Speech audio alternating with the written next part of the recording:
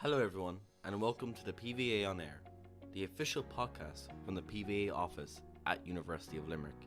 I'm your co-host Caleb Brennan, and alongside my co-host Alison Barry, we take a deep dive into the world of volunteering and share those stories with you. On today's episode, we'll be talking to Clodagh Guerin. Clodagh is a recent graduate of English and History and a current master's student who started the massive, pioneering social enterprise Anytime of the Month. Working closely with Enactus UL, Clodagh is a champion in terms of volunteering, and we sat down with her to talk about her work, how she started the initiative, volunteering, and social enterprise as a whole. So for anyone who perhaps doesn't know you, who is Clodagh Guerin? Tell me a bit about yourself, Clodagh. Do I have to answer this in the third person? Clodagh Guerin, recently. No. My name is Clodagh Guerin and I recently graduated from UL. I studied English and History and I'm going on to do a Masters in English now, also in the University of Limerick. I suppose what people might know me from is I founded quite a successful initiative called Anytime of the Month. I sat on student council and student exec for a while. You've probably seen me haunting the students' union for a while as well. So that's kind of in a nutshell how people might know me and who I am. Perfect. And Clodagh, for anyone who doesn't know, what is Anytime of the Month, if you were to explain it to anyone who hasn't heard it before at all? So Anytime of the Month is an initiative that I started in 2019 and it was born here in the University of Limerick. And I suppose the tagline that we kind of go with is alleviating period poverty through creating a network of friendly strangers. But what that means in more kind of focus is that the Anytime of the Month logo is a small, discreet little tick. And if you see that tick on someone's person or on the door of a bathroom or a building or an office or anything like that, you know that you can approach that person or go to that place to avail of free period products. So it's an initiative that, like I said, is grounded in, well, eventually ending period poverty, but we know that that's such a huge ask. So we're going with alleviating it for now, alleviating the effects of period poverty. And yeah, that's how it kind of done. You go to those places or to those people to avail of free period products, but then the initiative as a whole helps support homeless shelters and charities that work with direct provision to kind of assist those who are facing period poverty, perhaps on a larger scale. Amazing. Brilliant. And what motivated you to set up? What was the first initiative, initial step to begin? What was the push? Yeah, you know what? To be very honest, I did not know it was as big as an issue as it is when I first started asking these questions. I came up with this very small idea. I did not think it would grow arms and legs as it has. I think to be candid, we were in the main building, myself and a friend one day, and one of us got our period and didn't have any products with us, and we had to trawl through what felt like the entirety of campus to find a machine for period products. Then we found one and that was out of service, and then we found another one that didn't have anything in it, and it was just kind of, oh my god, what's going on? And I suppose it was more bred of petty annoyance that day for me. The next day, I was like, oh, this minor inconvenience. And it was a minor inconvenience for me at the time, but it did spark kind of I'd always be kind of hippie in the opinion that people shouldn't have to pay for that kind of thing, but it really put it into perspective, kind of selfishly, because, it was the first time I had that issue, but then it kind of got me thinking about the bigger issue. And I suppose what put it into harsh perspective for me was that UL is a sanctuary college. That there's students here that live in direct provision, that are international protection applicants that live on less than €35 a week. They might not have the €2 to spend on one pad or one tampon. So like I said, at the time, I didn't think I didn't know what period poverty was, to be honest. I just kind of thought, gosh, this is a bit ridiculous that I pay so much fees and I wouldn't expect to pay for toilet roll in UL, so why should I have to pay for this? But then the more I thought about it and the more I kind of researched the notion of providing free period products and things like that, it put a problem into perspective for me, most definitely. And through some research, I saw that the Students' Union actually offered free period products from their pantry and like that to sanctuary students or any student that can't afford them. But but the thing that I realized with that is that, you know, you shouldn't have to research those resources. You know, if people don't have a phone or a laptop, how on earth were they to know that those resources were there, which is another kind of layer to things. So I was like, okay, we need to provide support. And if we are providing support, it needs to be open and easily accessible, but also quite discreet, because I have no problem talking about periods, but 99% of the population might have a big problem with it. So it needs to be discreet, but open and informative. So it was about kind of highlighting those places that you could avail of products and those people that could help you, but in that discreet way. And then, like I said, it just grew arms and legs, and I kind of educated myself about the issue as a more kind of global issue, but definitely a national issue with a lot of different facets. You know, you think of periods traditionally as a woman's problem, and then it's kind of debunking that whole kind of gender situation that sits behind it, the whole kind of cultural situation, and the different ways that different kind of people and cultures and ethnicities view periods. It's really an onion of an issue, you know. There's a lot of different layers there, and like I said, it was very, very selfishly kind of on my part, like the minor inconvenience of not having a pad one day, put that into perspective from me. So yeah, that's how it came about, and that's kind of a brief overview of what it is. Perfect. In terms of the reaction, Clodagh, would you say it was mainly positive? Was there a mixed reaction? What were kind of people's initial reaction when you first brought it to the fore? I have to say, and you know, I was expecting the worst, because, like, you know, you mentioned period, and it's kind of oh my god, yeah, the gasp and the shock and the horror. But no, I have to say the support that I received from the UL community specifically was just overwhelming, and it became very clear to me that this was something that people wanted, you know, and this was something that people. I suppose the most important thing to me was that it was easy to get behind. And I suppose the thing for me that made that possible was the inclusive nature and the intersectional nature of the project. That, you know, they weren't feminine hygiene products, they were period products. And that I emphasised in every person I spoke to, or every interview I did, or pitch that I gave, it was people with periods, and had this constant kind of respect for intersectionality, and you know, anyone who menstruates can avail of help through any time of the month, but anyone at all can support any time of the month. So that's why I think we got such a positive reaction at the outset, was because of that kind of kind, respectful and intersectional nature that we fostered, or that I fostered starting out, but that has been very kindly carried on by the team, and it's kind of the cornerstone of everything we do, really. But yeah, it was something that people found it really easy to get behind, and you know, donations started coming in, and people wanted to wear the badge, people wanted to wear the stickers and get behind it and know more. So we had a lot of kind of media interest and things like that, and you know, really, really positive. Of course, it goes without saying that an issue like this would never get away without having some sort of taboo or things like that, and look, that's fine, it's to be expected. But to be honest, and I don't know if this is just me being a bit too much of a pushover, but sometimes I actually don't mind negative comments, because it means that our message is getting in front of the people that need to be convinced, you know. I don't want to preach to the converted and stuff like that, as nice as it is. I want to get in front of the people who don't think this is an issue and show them why it is. So that's why the odd negative comment doesn't bother me. But yeah, no, I have to say from the outset, and especially from the UL community, there was just unbridled support, and from faculty and students and members of the Students' Union. Ciara Johannan was the president at the time, and they couldn't do enough to kind of support me and to help get it off the ground. So yeah, amazing support. That's fantastic. And would you go into a little bit more about the intersectionality? Like, what work would you particularly do with like direct with vision and homelessness, and even like other groups, like with people who suffer periods and stuff like that? Yeah, absolutely. So the first thing, I suppose, like I was a member of UL's Feminist Society, and gosh, I'm far from perfect, but I do like to think that I'm far from perfect, but I do like to think that I make a conscious effort in everything I do to be as inclusive as possible.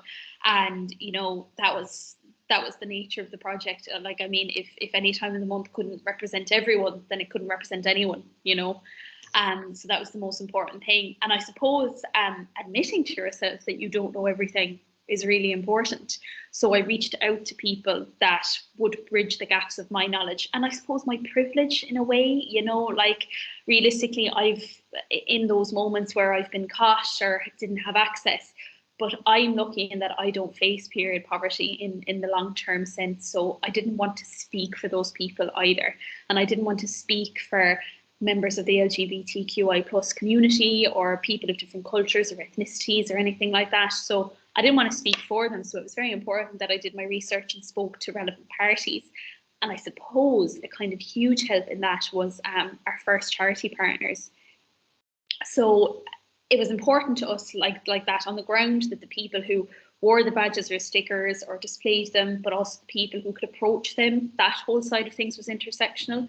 But where were the kind of the donations going and things like that? So our first charity partners were Thomond, a homeless shelter in Limerick, and then Durras, which would work directly with direct provision centres around the Limerick area. And, you know, they would have international protection applicants sitting on their board of directors. No one is speaking for them. They're very much involved with how things are run. And then, you know, in the homeless shelter, it's very much the same thing. So that was kind of, you know, we were being told what those people needed. It was never assumed, which was very important for me. And I suppose from the LGBTQI plus side of things, you know, just make it like something so simple as making sure that every interview we did was gender neutral. Something as little as that can just go such a long way. I remember doing a workshop recently with a third level institution, and there was a trans man on the call, and you know, afterwards he said like just how much it meant that he was represented through our use of language. So something is like stuff like that doesn't cost us a thought, but it means so much to other people. We've since done workshops with Plan International about kind of keeping things very multicultural and keeping that kind of cultural awareness to the fore. And we're constantly looking for kind of queer charities and LGBTQI plus charities and initiatives and people to get involved to make sure that we're doing everything right. But yeah, it's kind of something that it is the most important thing that we do, is making sure that the initiative is as transparent and as intersectional and welcoming and kind as possible, you know. And in terms of approaching businesses, Clodagh, how did all that come about in terms of what was the process of you like picking up businesses, or like how does that process work for partnering businesses? Yeah, absolutely. So I suppose it was very important to us that we kind of got off the ground on an individual basis first. So like with those badges, with the stickers. And then I suppose we were kind of thinking to ourselves, like, I know it's very shallow to bring things down to money, but unfortunately that's the way of the world. And we were like, if we want this impact for direct provision centres or homeless shelters, the people that need it most, we need revenue, we need money to buy the products, because the very nature of period poverty, and it is as an issue, is that it's bred from, you know, a finance inequality. And it's that 50% of the population are expected to pay this bill. And the common thing you get as to why, oh, we can't provide period products for free, they're too expensive. It's like, well, that's actually why you need to provide them for free, is because they are too expensive. So from a kind of business perspective, when Anytime of the Month joined Enactus and became a social enterprise, it was something we kind of realised we needed to get on board. And, you know, the more kind of touch points, the more places that had period products and people that kind of took part in our period workshops and how to kind of promote period positivity in your workplace, the more people in the know, the more touch points, just the better for everyone. And I suppose that's where the revenue kind of came from then. So I suppose the majority, if not all, of our business opportunities came through the Enactus Ireland network. So Anytime of the Month joined Enactus just over a year ago now, and that was, you know, I could only take it so far with my very, very limited business knowledge, like emphasis on limited. It joined Enactus, and Enactus is just such a fantastic organisation and society here in UL that promotes social entrepreneurship, that something can generate revenue to go back into the enterprise to make more change, to make more money, etc., etc. so I kind of brought this idea to them, and they very kindly took it under the Enactus umbrella. And I was put in front of business students, business postgrads, people who had experience working on social enterprises, and I was like a sponge, you know. I sucked it all up, and I was very happy to have a very collaborative mindset on it. And you know, we're very lucky in that we have a team of something like 30 social entrepreneurs under Anytime of the Month at the moment, which is fantastic. So yeah, the majority of the business contacts we currently have, again, if not all of them, came through the Enactus network, came through the kind of networking opportunities that the incubator program put in front of us, Enactus partners and things like that. They all came from the Enactus network. So if I don't know if anyone was listening that had a kind of social enterprise idea or wanted to get involved in social enterprise, I could not recommend checking out if there was any Enactus opportunities in your locality enough. It really was. It made any time of the month sustainable, I think, is the main thing, because as much as I would love to give everything away for free, that's just not how it works. So yeah, it really was the making of it, and it just meant that we could connect with more businesses, more individuals, and really spread our impact, which is the most important thing at the end of the day. Yeah, Enactus seems like absolutely brilliant. Like the community liaison office CLO here, we have great respect for Enactus and the time they give onto people. But you touched on that term, social entrepreneurship, social enterprise. Like, how does environments like Enactus like help students like yourself at that point, like pitch, develop, put into action initiatives and projects like that? Oh my God, what don't they do, I suppose? I suppose from my own experience, like I said, I found it any time of the month. I took it as far as I could on my own and in my bedroom, you know. And I was thinking to myself, like, you know, I'm happy if it ticks away this way, but you know, realistically, it could be so much more. And a very good friend of mine at the time was actually a member of Enactus, and she was like, I'm not trying to bring you on board to the cult or anything, but I really think it would benefit from this. Just come along and try it. And I was like, okay, I'm already on the committee for 2 other societies, but of course I am. I have time to do this. But yeah, and I went along, and I didn't say anything at the first meeting. I kind of took it all in, and the current projects in Enactus are just out of this world. Obviously there's Moya Nua, there's SparkEd, but the one that stuck out for me was Restart, the one that kind of focuses on integrating international protection applicants into Irish society through things like cooking and gardening and farming and things like that. And it's just they're amazing projects. And I kind of that one meeting where I kind of pulled a recce, had a little reconnaissance mission to see, I was just blown away, and I was like, these are exactly the type of people that I want to work with and I want to grow with. And I knew I had so much to learn. If I, you know, I know nothing, and I'm very quick to hold my hands up and probably be too harsh on myself. But all I wanted to do was learn. So what I did was I came back, I spoke to them, and I said, like, look, this is my idea. And I was very lucky. Some people had heard of it already, which still blows my mind that anyone knows what we're doing. But anyway, and I said to them, I was like, would you be interested? Would there be uptake? And they said, absolutely. And how it went was I went to a meeting, a kind of members meeting where all the projects were being pitched to new members, and then new members could decide which project they wanted to work on.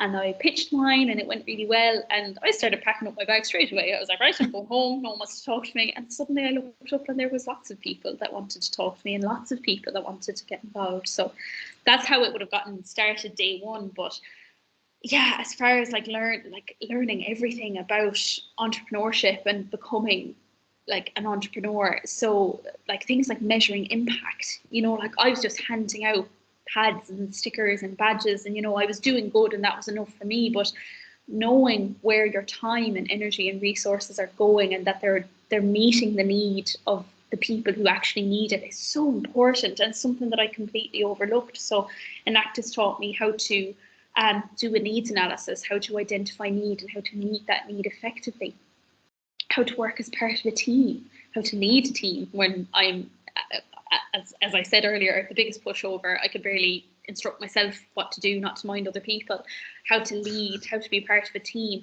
But also for me, like everything I learned about business, I learned through Enactus. And I can hand on heart say that the job I'm currently in after graduating, the majority of it is down to the skills I learned in Enactus. Things like keeping accounts, taking minutes on meetings, you know, having partners and agreements and everything.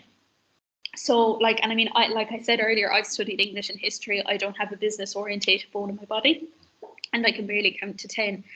So no, I'm serious. So just like to see how far that has come, but also how far that I've come. And I suppose my favorite thing about founding Anytime of the Month, but joining Enactus, is letting people, and very lucky that the team that works with Anytime of the Month is predominantly women, is giving women and giving people the opportunity to learn, the opportunity to grow, the opportunity to be involved in something astounding, and to put their names out there as social entrepreneurs and as activists and innovators. That's my favorite thing. It's just so exciting. And yeah, like, I mean, not to be preachy, but definitely check it out if it's anything you're interested in, because it's just the difference it makes is astounding on a local and national scale. Not to bring COVID into it now, Claude, because I know everyone's sick of hearing about it, but has that made much of an impact on kind of the actions of Anytime of the Month? Has it made much of an impact? Kind of, what's the story with it? Actually, a really unique case, and I'll tell you why. So I would have joined Enactus the end of February, the start of March, and they agreed to take on Anytime of the Month as a project. And then I think a week or two later, UL closed.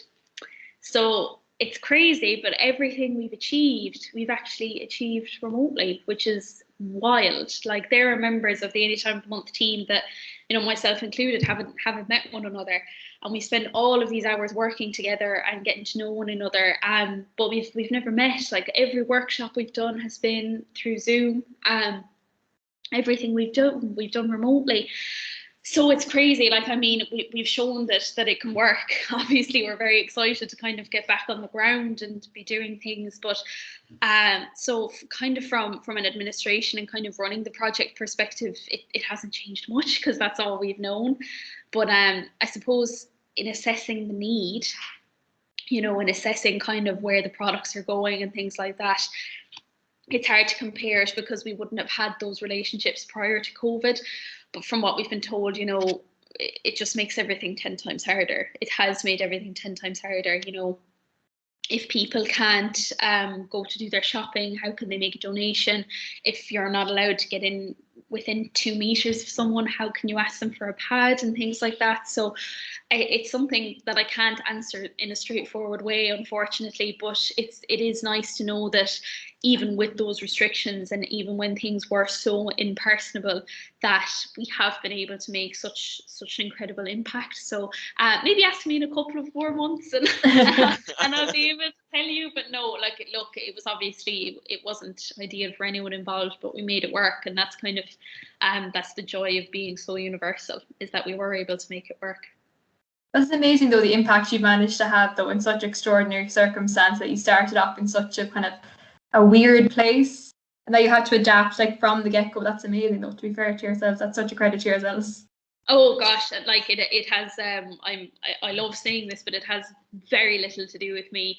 You know, like I said, there's about 30 people who kind of volunteer with Anytime of the Month at any one time, and you know, kind of as founder, I really did take a back seat, and I was kind of like, you're going for it, and this is what you're doing, and this is fantastic. So it was all them. It was the entirety of the team, and it's just like, yeah, I get really squishy when I think about it. But yeah, they're fantastic, and what they've achieved in, like you said, such strange circumstances, but also in such a short amount of time is absolutely wild. So yeah, absolutely. That's wonderful. And obviously here at the PVA, we're trying to like get people to engage and get active and do like go and do the initiative, go volunteer, go get involved with stuff. Like how, like what do you believe like helped you foster the motivation to begin initiatives like this? So many young people like see issues and problems in areas and their own interests. Like you said, it was just like an issue that arose in your life, and then you discovered how massive the problem was. Like how do you think people can like foster the motivation, or like help them like, engage themselves in these initiatives to make sure that they go from the steps of like recognizing something to actually acting on it?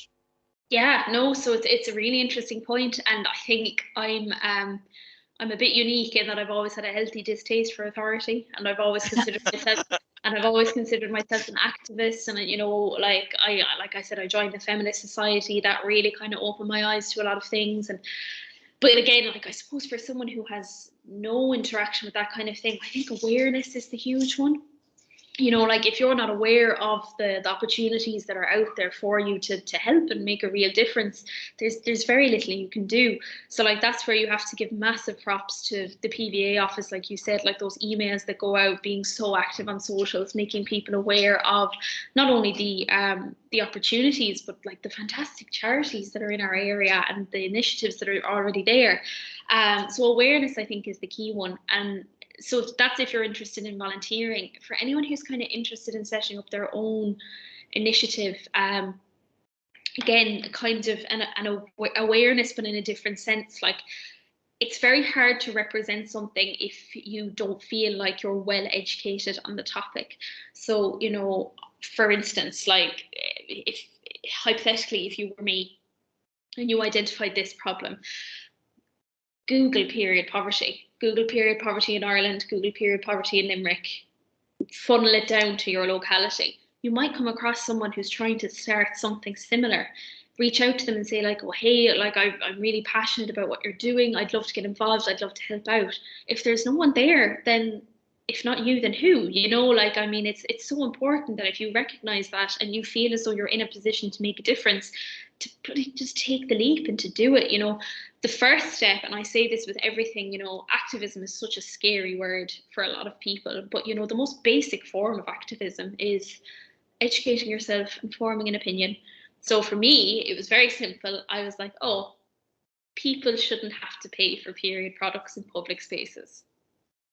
That's an opinion. But stating that opinion is in its very, very simplest form, activism. And everything you build off that, whether you act on it or whether you just kind of have discussions and inform other people about what you've learned, like it's all so relevant. So yeah, that would, like, on both counts, that would be my main piece of advice, is have an awareness for what's already out there. Educate yourself as much as possible on the topic, whether it's period poverty, helping to support those living in direct provision, supporting homeless people, etc. Know as much as you can, and then when you have that, you'll automatically make an action plan. When you're aware of, like, do that kind of internal needs analysis, and when you know where the need is, you'll automatically kind of gravitate towards, okay, well, what can I do to fix it? Is there someone there already? If not, how can I link up with people? And it kind of progresses from there. And what I would say is that if you're listening and you're in the UL community, get in touch with the PVA office, kind of reach out and look at the opportunities that are available. But if you're particularly passionate about a certain topic, reach out and say like, look, I'm really interested in kind of working with Doris or working with the Simon community. Do you have any availabilities there? And even if there's not opportunities, I'm sure like you'll be able to kind of support them and find something that is similar, or if not very related to that type of opportunity. So that would be my advice, is educate yourself, have an awareness of the issue, but also try and network and try and figure out what's already happening around you, I think definitely to your point of, even if we don't have stuff listed, I think the PVA office is very, very set on literally, if anyone has an idea, we're so open to kind of collaborating with people. We will help find opportunities for people. We're reaching out to new organizations the whole time. Literally, if anyone's listening who wants to get involved in a particular project, get in contact. We'll find a way to help you out. We're just want to keep people involved and get people out, and that's our main goal, basically. Absolutely. No, and Yeah. like, I mean, would it be a case that, say, if I came to you day one and I was like, I was thinking of doing this, like, do you get behind new initiatives as they arise, or how does that work? Yeah, I think definitely anyway, they would definitely, we're kind of very much kind of, if you kind of come to someone saying, I'm very interested in this organization, if we don't have a contact, I'm sure we'd find a way of kind of reaching out to the organization saying, listen, is there any way you can get involved in this? And maybe if there isn't, maybe finding a way of getting a student in contact with a similar organization or a similar project you can be working on, or say, listen, we'll keep in touch with you if a similar opportunity arises. We're definitely kind of keeping in touch with people the whole time. We do, main thing is want to keep people, students who want to get involved in whatever their kind of area of interest is and passion is. Great. No, that's the thing. And like, I don't think there'll ever be a shortage of opportunities is the thing. So it is just finding one that works for you. Yeah, And with the country opening, Clodagh, is there any plans for kind of change of structure any time of the month? You kind of being a bit more excited of kind of being able to do more things, kind of actually, as you said, not being able to get 2 meters with people. Is that kind of that was changing? Any plans? Yeah, so I suppose like there's huge plans, and I don't know what I feel like an influencer. It's like I'm not sure what I can share with you just yet. No, there's like, gosh, I mean, realistically, and this is trying to be as candid as possible, any time of the month will operate until period products are freely available in public spaces in Ireland. So until such a time, there will always be work for us to do, and we'll always have to grow and adapt and meet the needs and be the change. I suppose something that we're really working towards at the moment is sport. We're trying to target the world of sport a lot more, and anyone who knows me will know that I don't have a sport inclined bone in my body. But kind of, I suppose this is an issue that kind of would pertain to young women a lot, obviously not ruling out anyone else, but we've all seen it in school that girls hit a certain age and suddenly completely lose interest. And why is that? A lot of the time it does have to do with periods and with puberty and things like that. So we've linked in with a number of sporting organisations to try and put our educational resources in front of young people and young women in particular, to try and say, like, here's what you can do in a sporting environment to be more period positive and to hopefully kind of increase retention for young people and young women in sport in particular. So that's something really exciting that we haven't done before, and obviously I can't say too much yet because it just hasn't come to fruition, but that's what we're working towards. And then just keep on doing what we're doing. The individual is as powerful as the group, so keep on those kind of individual education and ambassadors, but also then our second level workshops. So we're rolling that out to children and students in secondary schools. The younger you can raise awareness, the less of a problem it would be later on. Our third level institution workshops, we have a bunch of new partners just after signing up, which is fantastic. And then, as always, our corporate workshops as well. So just kind of having more ambassadors on the ground, more people in the know. Education truly is half the battle, and the more period positive we can make people, the more change we'll have. So yeah, just continuing to kind of grow, but also to try and stay as honest as we were to the original idea of kind of respect and discretion and friendliness and intersectionality, but just on a larger scale. Yeah, if that makes sense. Absolutely. So just bringing it along to the end now. Congratulations on graduating. Thanks. So what are your plans for the future? What's the next steps? God, survive. After the year we've had, is that too much to ask? No, I'll haunt you well for another while. Like I said, I'm doing a master's, and hopefully I get to stay here for a bit longer. I suppose to give a shout out to my day job, I currently work for a social enterprise called Jump a Grade, where we fight for education and equality in Ireland. So it wouldn't be a Clodagh Guerin thing if I wasn't, being a hippie and trying to change the world. So I fit right in here. But just to keep going and just keep doing my best, and hopefully to kind of help others to do their best as well. And kind of, like I said earlier, if I can present people with the opportunities I've been presented with, then that's the most important thing to me. A massive thank you to Clodagh Guerin for agreeing to come in and talk with us. What a fantastic soul. We would also thank everyone who made it this far and encourage you to like and rate the podcast favorably on whatever podcast supplier you use. If you are interested in volunteering or looking to get involved, please check out studentvolunteer.ie/UL or following the PVA office on Facebook, Twitter or Instagram. That's all from myself, Caleb Brennan, and my co-host Alison Barry. Have a wonderful day.